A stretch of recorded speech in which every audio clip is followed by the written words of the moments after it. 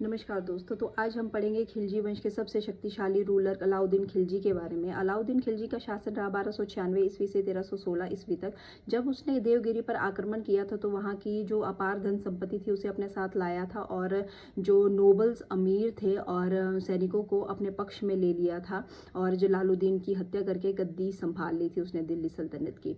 तो उसने अपने विरोधियों बलबनी, जलाली और जो दिल्ली में बसे हुए मंगोल थे, यहाँ तक कि उनके रिश्तेदारों की भी हत्या कर दी थी और इसके लिए उसने बलबन की जो ब्लड एंड पॉलिसी नीति थी उसे अपनाया था और बहुत कठोर कठोर निर्णय लिए थे।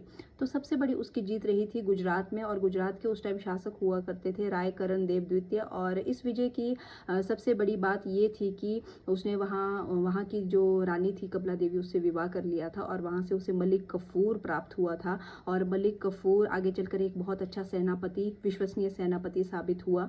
मलिक कफूर को उसने 1000 दिनार में खरीदा था, इसलिए उसे 1000 दिनारी भी कहा जाता है। मलिक कफूर को the Rustam of the age कहा जाता है, the hero of the time भी कहा जाता है।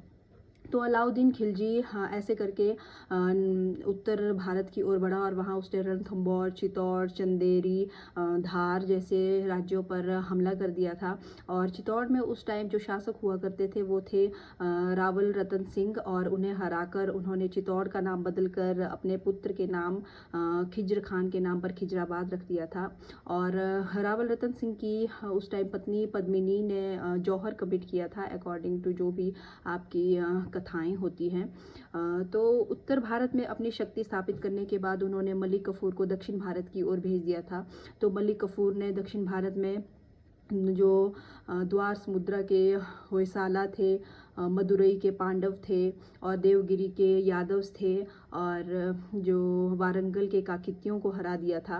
काकित्यों के जो उस टाइम शासक थे वो थे प्रताप रुद्र देव। प्रताप रुद्र देव ने मलिक कफूर को कोहिनूर डायमंड दिया था और मलिक कफूर ने वो डायमंड अलाउद्दीन खिलजी को गिफ्ट किया था। तो ध्यान देने वाली बात है एक ये है कि जो साउथ के जो भी किंगडम्स थे उनको अलाउद्दीन खिलजी ने दिल्ली सल्तनत में शामिल नहीं किया था, बल्कि उन्हें मजबूर कर दिया था उसकी अधीनता स्वीकार करने के लिए और प्रतिवर्ष कर देने के लिए, और इससे उसकी आर्थिक स्थिति और मजबूत होती गई।